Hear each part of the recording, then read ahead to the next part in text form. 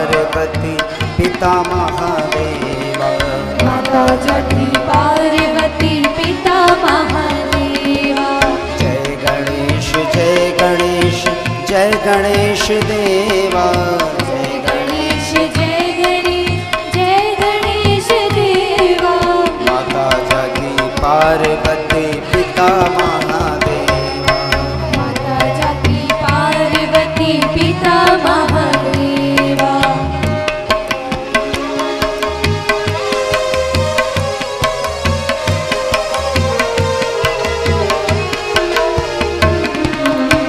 एक दंत दयावंत चार भुजाधारी। एक दंत दयावंत चार भुजाधारी। एक दंत दयावंत चार भुजाधारी। एक दंत दयावंत चार भुजाधारी।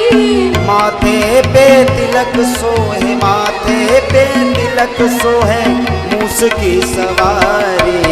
जय जय गणेश जय गणेश देवा।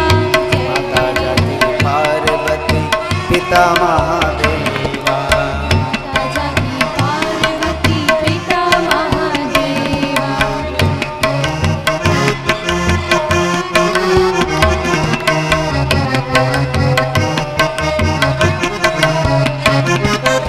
अंधन को आँख देवे कोढ़िन को काया। अंधन को आँख देते कोढ़िन को काया। अंधन को आँख देवे कोढ़िन को काया। अंधन को आँख देते कोढ़िन को काया।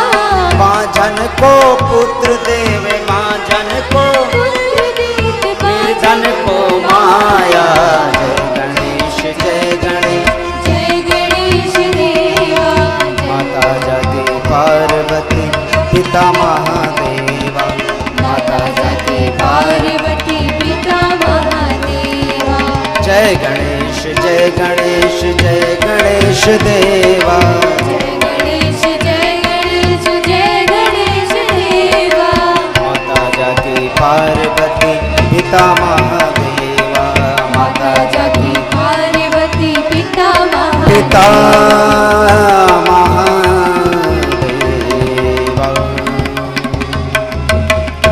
बोले बांकारी लाल की, राधा रानी की, भागवत महापुराण की जय। जय श्री राधे। तो इधर सतयुग चल रहा है। मनु शतरूपा, मनु से ही मनुष्य का जन्म बताया जाता है। प्रजापति मनु और उनकी पत्नी शतरूपा, उनकी 3 पुत्रियां, एक का नाम देवहूति, एक का नाम आकुति और एक का नाम प्रसूति था। मनु शतरूपा ने अपनी प्रसूति नाम की कन्या दक्ष प्रजापति के साथ ब्याही और अपनी दूसरी कन्या आकुति का विवाह मारीच प्रजापति के साथ किया। और जो उनकी तीसरी कन्या थी जिसका नाम देवहूति था, उसके लिए कोई वर नहीं मिल रहा था। वो वर की तलाश में थे। एक दिन सरस्वती नदी के तट पे वन में शिकार खेलने के लिए गए हुए थे। अचानक उन्हें एक मुनि दिखाई पड़े। संभीतो संभृतहु दृश्यत ही करदम मुनि। करदम मुनि वहीं पर बैठे तपस्या कर रहे थे। मनु शतरूपा ने उनका अभिनंदन किया और उनसे प्रार्थना की कि प्रभु, आप ही मेरी कन्या के योग्य वर हैं, आप इसे स्वीकार कीजिए। तो करदम जी ने कहा कि मैं नैष्ठिक ब्रह्मचारी तो नहीं हूँ, परंतु कुछ समय के लिए मैं ब्रह्मचर्य हूँ, तपस्या में लीन हूँ, लेकिन अगर मेरे परमपिता ब्रह्मा जी का आशीर्वाद होगा या उनका अनुमोदन होगा तो मैं आपकी कन्या का वरण करूंगा। ब्रह्मा जी आते हैं और कर्दम को उससे विवाह करने के लिए प्रेरित करते हैं। कर्दम जी और देवहूति का विवाह संपन्न होता है। ध्यान से सुनिए, आजकल हम अपनी बेटियों का विवाह खोजते हैं। ये कथा अपने जीवन में धारण करनी है और बड़े से बड़ा, अमीर से अमीर वर ढूंढते हैं और वो करोड़पति है और हम उसको 10 लाख देते हैं, उसकी अभिलाषा बढ़ जाती है, फिर वो 20 लाख मांगता है। माता पिता पे नहीं होता तो पुत्रियों को जला देता है। लेकिन हमारे मनु शतरूपा ने अपनी पुत्री को एक ब्रह्मचारी को दे दिया, जंगल में भेजा है, ना तो उसके घर ना खाने का कोई इंतजाम। देख लीजिए, तो भागवत में लिखा है, वरमेकं गुणः श्रेष्ठः ज्येष्ठः श्रेष्ठः सदा कृतिः हिरण्यगर्भो भूगर्भो माधवो मधुसूदन। त्वमेव माता च पिता त्वमेव बन्धुश्च सखा त्वमेव विद्या द्रविणं त्वमेव सर्वं मम देव देव। सबसे बड़ा जो पति है वो यही है। हम अपनी स्त्री के पति संसारिक हैं। पति का मतलब होता है छाया देना, अभय देना, रक्षा करना। लेकिन मैं किसी की रक्षा नहीं कर सकता क्योंकि मैं स्वयं काल के गाल में हूं। मेरे अपने जीवन का भरोसा नहीं, मैं किसी के जीवन की रखवाली कैसे कर सकता हूं। एक ही है संसार में, वो है परमपिता परमेश्वर जो सबका पति है। हमें उसी की शरण में जाना चाहिए। गोपिकाओं ने अपने अपने पतियों का त्याग कर दिया इसके लिए, बोले तू ही मेरा सब कुछ। हम सब कहते तो जरूर है तुम्हें वो माता जब, लेकिन मानते नहीं। वही माता, वही पिता, वही भाई, वही बंधु, वही विद्या, वही धन, वही सब कुछ, वही मेरा सब कुछ है। तो कर्दम ऋषि को अपनी कन्या देके मनु शतरूपा वन में ही छोड़ के चले गए। वो बैठी है, सेवा कर रही है, खाने के लिए कुछ नहीं, भूख से दुबली हो गई, शरीर सूख के कांटा हो गया। एक दिन अपने पति से बोली बड़ी हिम्मत बना के कि भाई मेरे प्रभु, मेरे पति देव, क्या मैं ऐसे ही रहूंगी? उन्होंने कहा नहीं नहीं, ऐसा नहीं है, क्या चाहिए तुम्हें?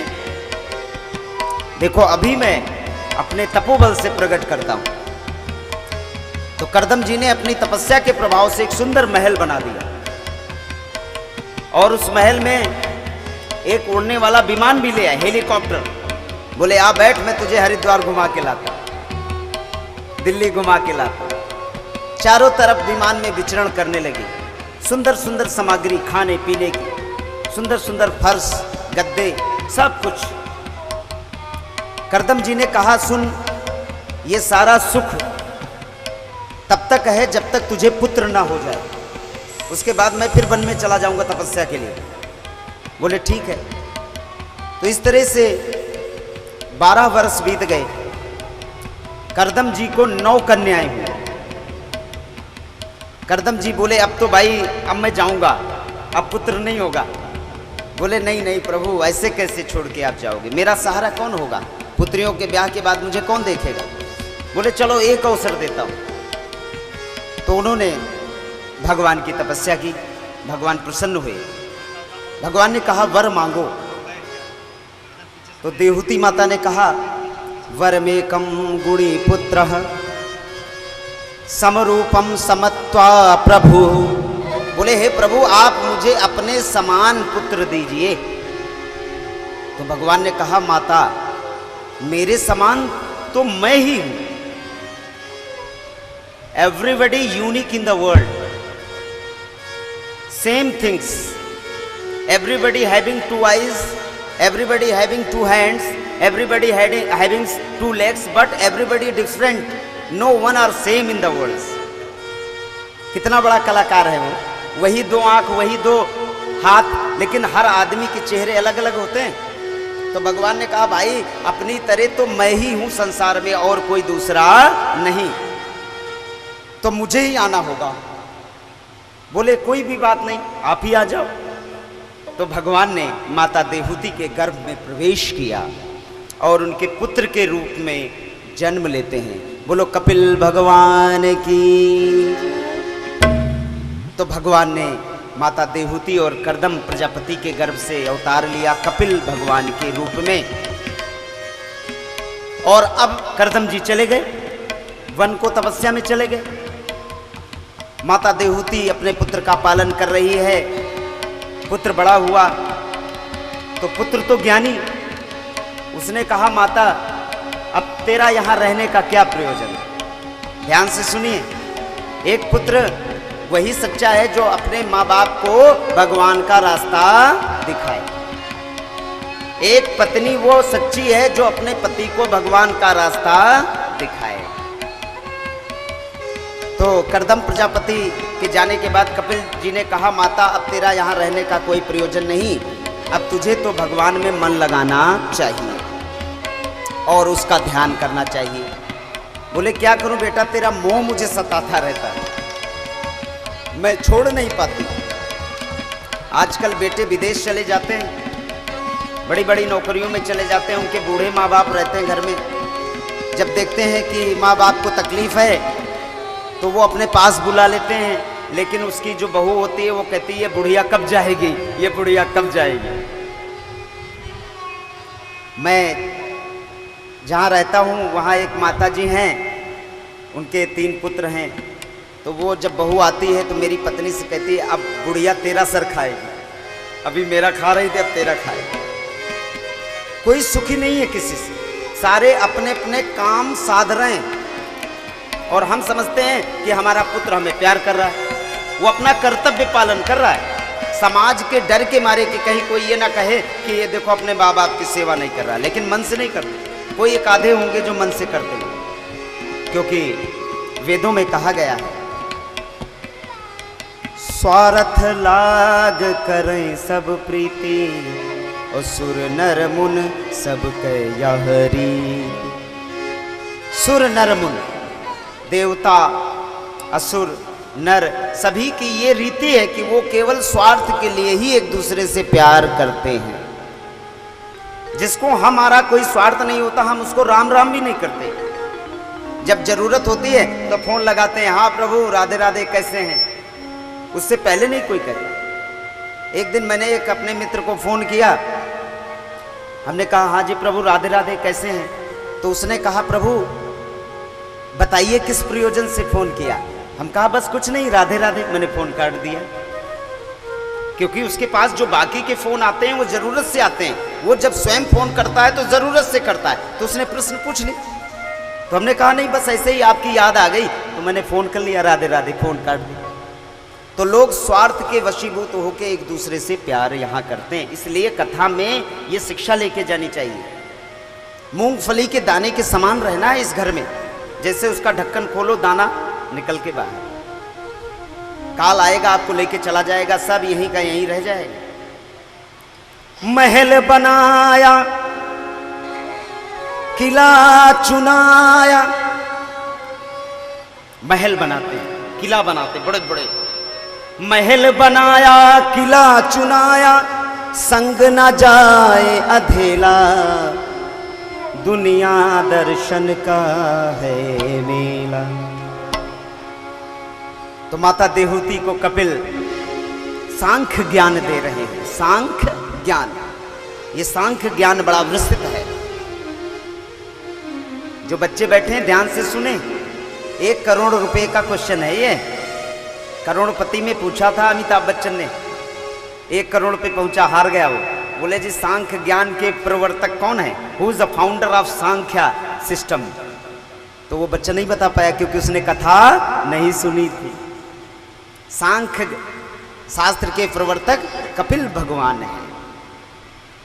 तो यहां से कुछ भी ले जा सकते हैं आप, हर तरह का ज्ञान बह रहा है। तो कपिल जी ने सांख्य ज्ञान बताया। वो सांख्य ज्ञान क्या है, आइए उस पर विचार करें।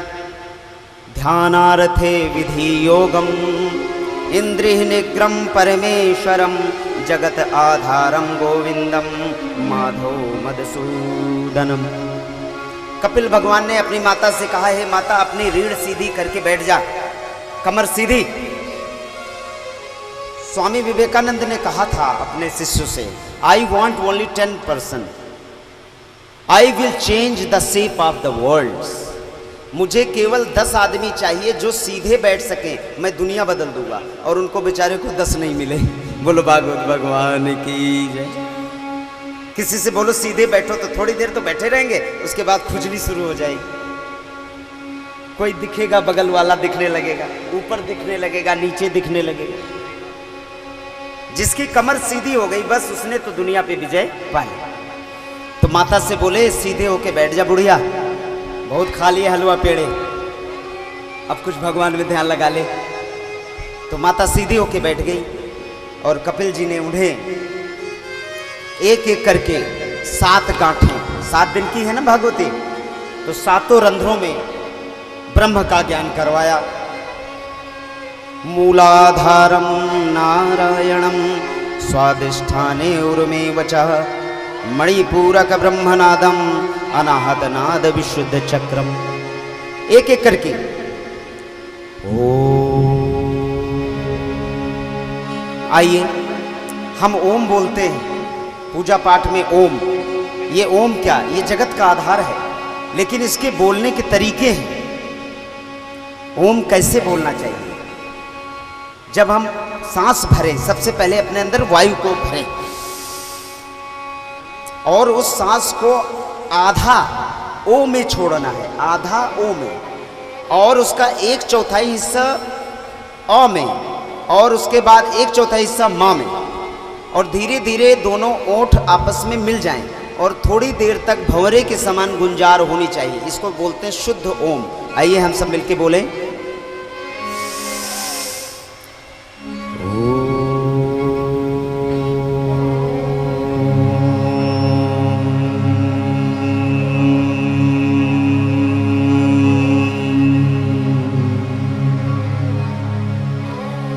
ये गुंजार है ओम नाद की,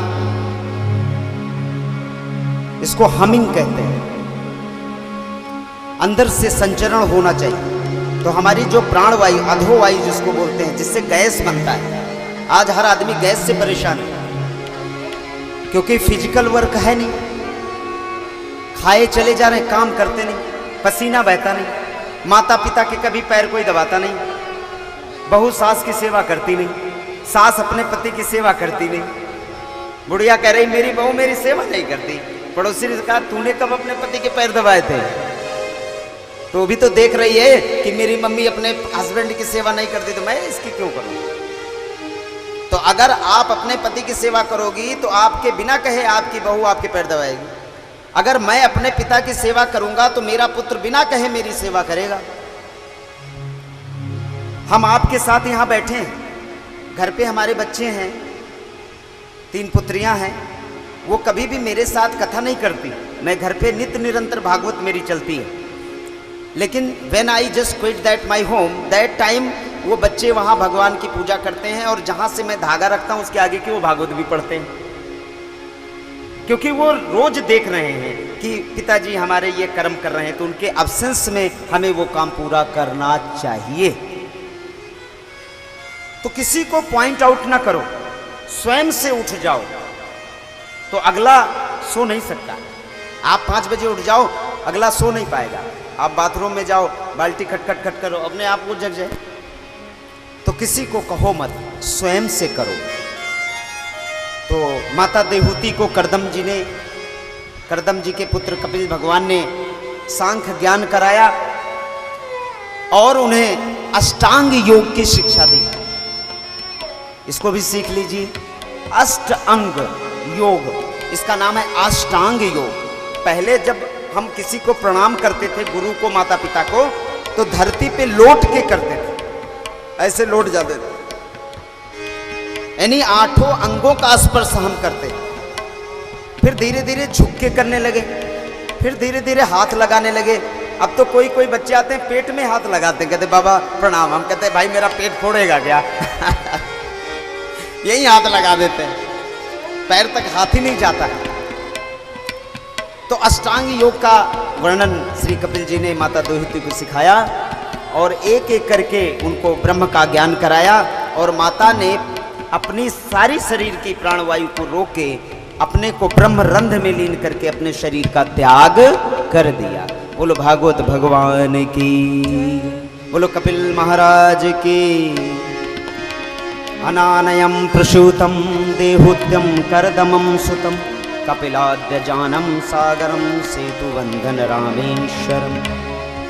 इस प्रकार कपिल भगवान ने अपनी माता को सांख्य योग से उनके शरीर को छुड़वाया और स्वयं सेतुबंध रामेश्वरम की यात्रा की और वहां पर जाकर वो तपस्या में लीन हो गए। आगे की कथाएं बड़ी मार्मिक, बड़ी रुचिकर।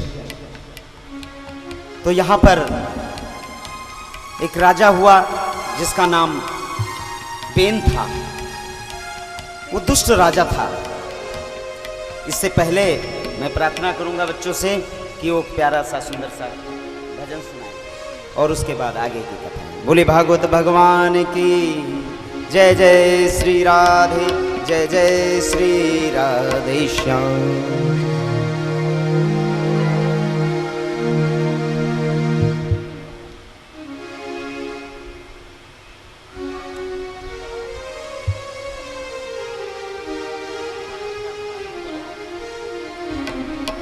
माइक उठा देना।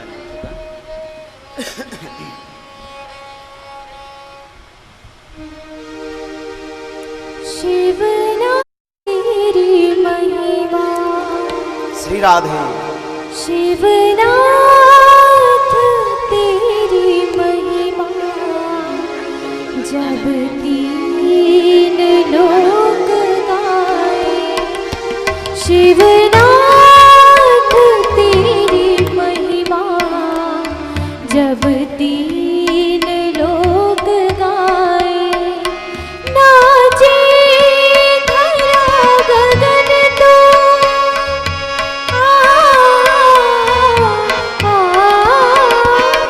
नाचे धरा गगन तो झूमे दसों दिशाएं। शिवनाथ तेरी महिमा, जब तीन लोग गाए। शिवनाथ तेरी महिमा, जब तीन लोग गाए।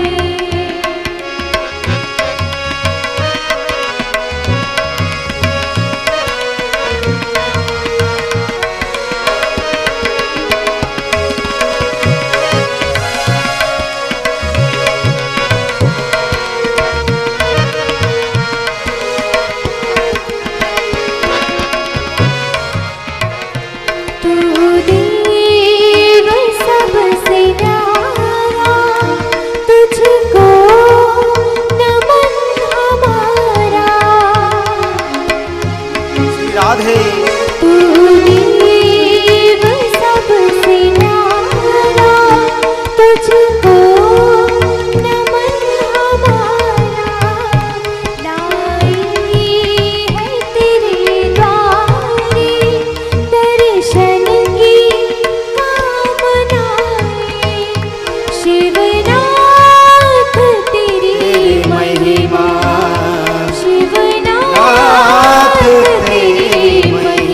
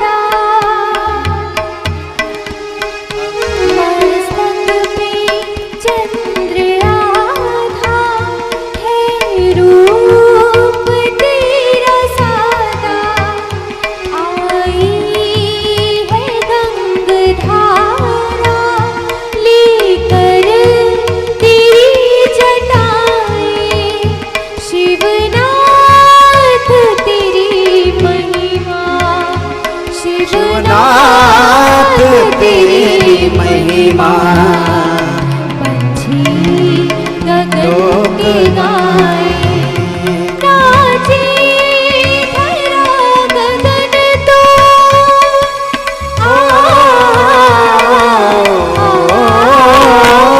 नाचे धरा गगन तो झूमे दसों दिशाएं, शिवनाथ राधे। तेरी महिमा, शिवनाथ तेरी महिमा, तीन लोक गाए।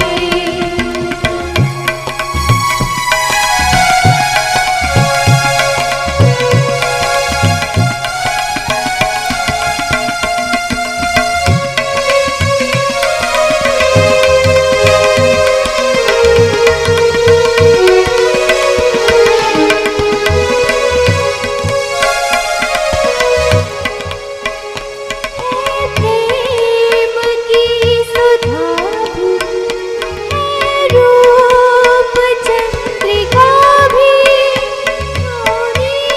नीलकंठ वाले ऐसे तुझे रिझाए, शिवनाथ तेरी महिमा, शिवनाथ तेरी महिमा, जब तीन लोक गाए, नाचे धरा गगन तो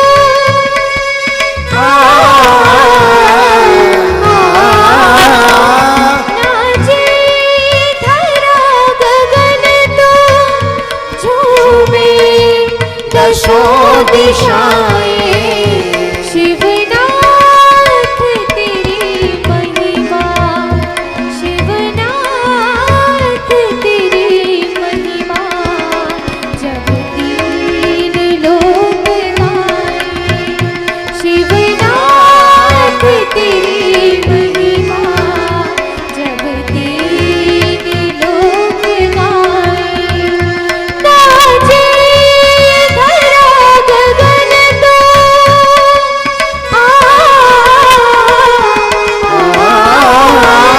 नाचे धरा गगन तो झूमे दसों दिशाएं, शिवनाथ तेरी महिमा, शिवनाथ तेरी महिमा, जब तीनों लोक गाए, शिवनाथ तेरी महिमा, जब तीन लोक गाए, जब तीनों लोक गाए, जब तीनों लोक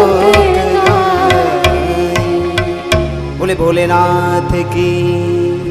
बड़ा सुंदर भजन बच्चों ने प्रस्तुत किया। तो संगीत भगवान की आत्मा है। इन बच्चों के कंठ में सुमधुर स्वर है। आज संगीत का जो लेबल है वो बहुत अच्छा लोग नहीं समझते उसे, लेकिन संगीत ईश्वर है। हम भोलेनाथ की पूजा करते हैं, लेकिन उनसे बड़ा नाचने वाला दुनिया में कोई पैदा नहीं हुआ। भोलेनाथ की हम उपासना करते हैं, लेकिन उनसे बड़ा गाने वाला कोई पैदा नहीं हुआ।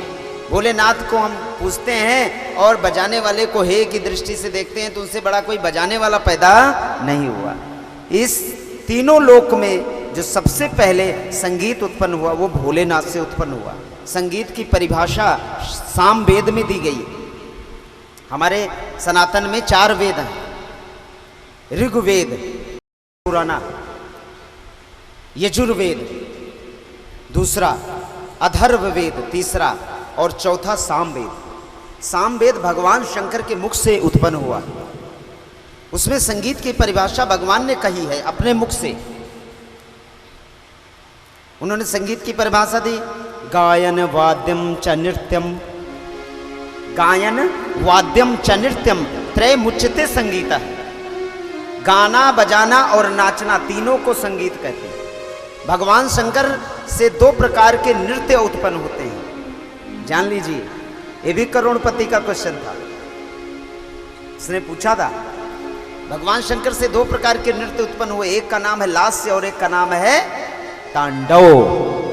जब वो खुश होते हैं तो लास्य नृत्य करते हैं, और जब उन्हें दुनिया को डुबाना होता है तो तांडव करते हैं।